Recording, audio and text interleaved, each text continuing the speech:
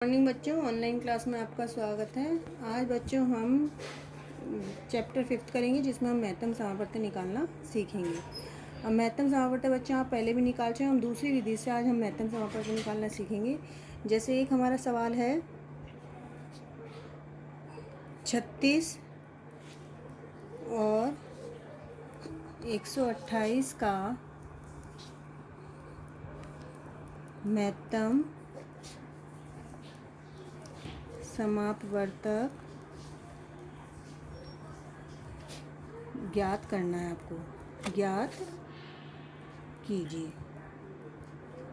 अब बच्चों इसमें हम क्या करेंगे कि हम भाग विधि से महत्तम समापवर्तन निकालेंगे, ठीक है ना। तो बच्चों इसका दूसरा संख्या है कि हम इसमें क्या करेंगे कि दो संख्याओं का महत्तम समापवर्तन ज्ञात करना होता है हमको।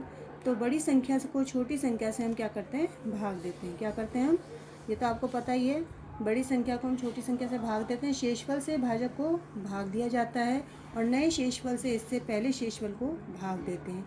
यह क्रिया हम तब तक दोहराते रहते हैं जब तक हमारे पास शेषफल शून्य न रह जाए, ठीक है ना बच्चों। तो हम इसको क्या करेंगे, हम 36 का भाग देंगे हम 128 में, ठीक है ना।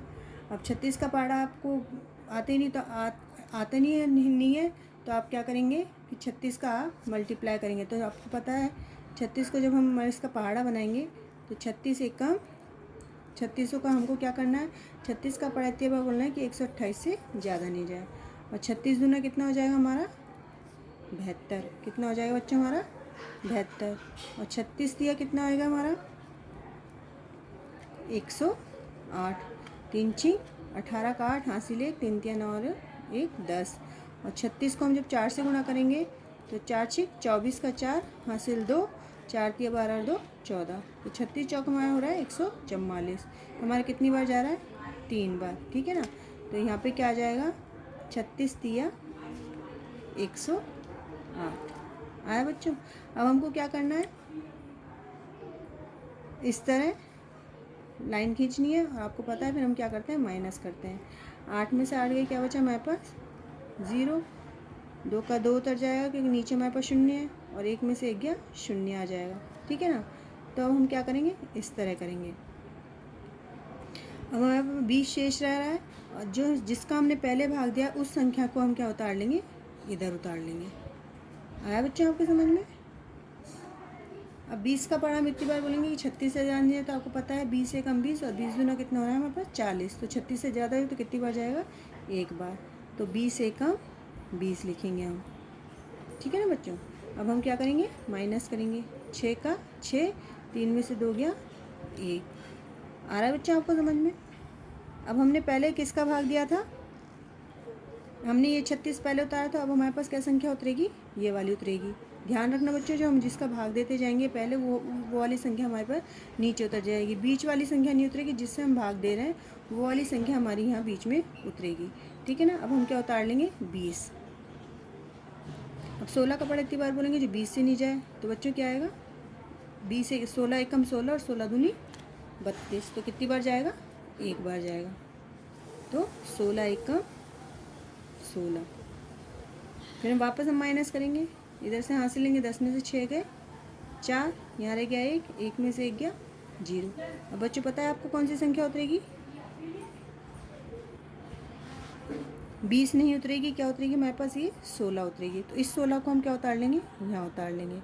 अब आपको दे जब तक मैंने क्या बताया था, जब तक हमको भाग देना है कि जब तक हमारे पास शेषफल शून्य न रह जाए, जब तक हमको इसमें भाग देते चलना है। तो 4 का भाग पहाड़ा हम इतनी बार बोलेंगे कि 16 से ज़्यादा नहीं जाए। तो आपको पता ही है 4 एकम 4 4 दूनी 8 4 3 12 और 4 चौक 16। तो पूरा भाग जा रहा है और हमारे पास शेषफल क्या रह रहा है, शून्य रह रहा है। क्या रह रहा है, शून्य रह रहा है। तो हमारा आंसर क्या आएगा बच्चों, इस वाले को हम आंसर नहीं मानेंगे। हमने जो ये वाला हमने जिससे लास्ट में जो हमारे पास शेषफल बचा था ये हमारा आंसर आएगा। तो 36 और 28 का हमारे पास आंसर क्या आएगा 4। तो हमारे पास इसका आंसर हम क्या लिखेंगे 4। आया बच्चा आपको समझ में। जो इसी सवाल को 36 और 28 का हम अभाज्य गुणनखंड विधि द्वारा महत्तम समापवर्तक कैसे निकालेंगे वो आप देखिए। तो हम 36 और 28 का 128 का अभाज्य गुणनखंड द्वारा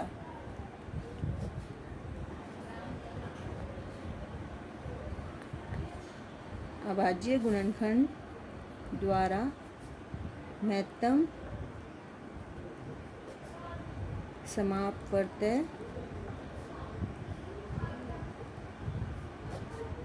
ज्ञात करो।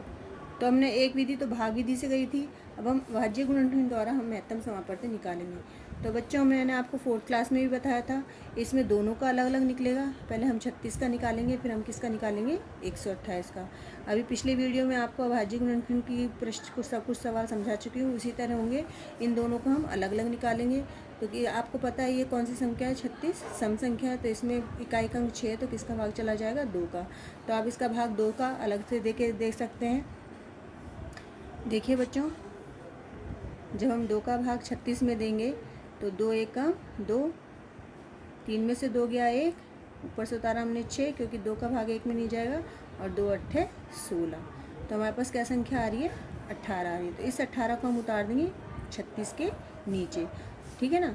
अब वापस हमारे पास सम संख्या है, तो किस में जाएगा आपको पता है, 2 में चला जाएगा। 2 ना 18, ये हमने भाग दे के नहीं किया, क्योंकि आपको ये आसानी से आ ही जाएगा। अब ये हमारे पास कौन सी संख्या आ गई, विषम संख्या आ गई। तो अब इसका हम करेंगे, इसका किस में जाएगा, 3 में। 3 तिया 9 और 3 एकम 3, ठीक है ना बच्चों। इसे ये हमने 36 का निकाल ही दिया। अब हम 128 का अलग से निकालेंगे, तो ये भी हमारे पास सम संख्या है। इकाई का अंक हमारे पास 8 है, तो इसका चला जाएगा 2 में। अब ऐसे आप नहीं वैसे आसानी से हो जाएगा, 2 6 12 और 2 चौक 8। अगर आप भाग से निकालना चाहेंगे तो भाग से इस तरह आप अलग से कर सकते हैं। 128 का जब आप 2 में भाग देंगे, 2 6 12, हमारे पास बचा 8, 2 चौक 8, तो हमारे पास कितना आ रहा है बच्चों, 64 आ रहा है। तो इस 64 को हम उतार देंगे इधर 128 के नीचे, ठीक है ना। अब फिर से हमारे पास क्या सम संख्या आ गई है, तो इसमें किसका जाएगा, 2 का जाएगा। तो आप भाग दे के भी दे सकते हैं। 2 का पहाड़ा इतनी बार बोलेंगे 6 से नहीं जाए, 2 तिया 6 और 2 दूनी 4, 32 दूनी 64। वापस हम 2 से देंगे, 2 एक का 2, 3 में से 2 गया 1 बचा, और यहाँ पे रह गया कितना हो गया, 12। आप अगर ऐसे समझ में नहीं आता भाग दे के दे सकते हैं, और कितना आ जाएगा, 2 6 12, 16 दूनी 32। अब सिंपल तरीके से हो ही जाएगा, 2 अट्ठे 16, 2 चौक 8, 2 दूनी 4 और 2 एक का 2। आया बच्चों आपको समझ में। अब हम क्या करेंगे, इन दोनों का अलग अलग लिख लेंगे। 36 के गुणनखंड कितने आए हमारे पास,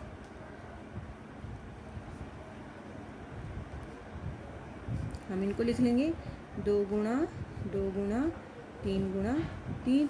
और 128 के गुणनखंड कितने आए हमारे पास,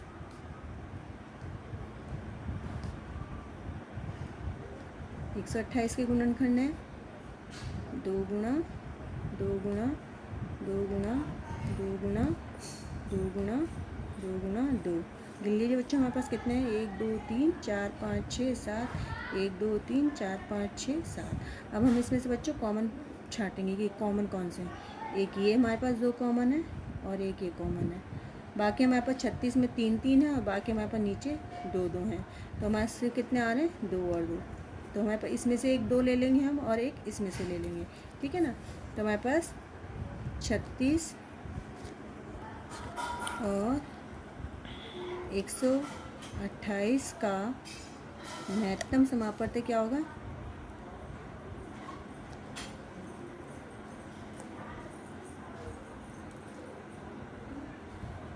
ये बच्चों मैंने आपको 4th क्लास में भी समझाया था, आपको अच्छे से आते ही होंगे। 1 2 इसमें से ले लेंगे हम, और 1 2 इसमें ले लेंगे, तो 2 दूनी हमारे पास इनको गुणा करेंगे, 2 दूनी 4। तो अभाज्य गुणनखंड विधि से भी हमारे पास 4 आंसर आया। और हमने पहले किया था 136 और 128 का हमने भाग विधि से महत्तम समापवर्त्य निकाला था इस तरीके से, तो हमारे पास आंसर 4 आया। तो दोनों का तरीका एक ही है। आया बच्चों आपको समझ में।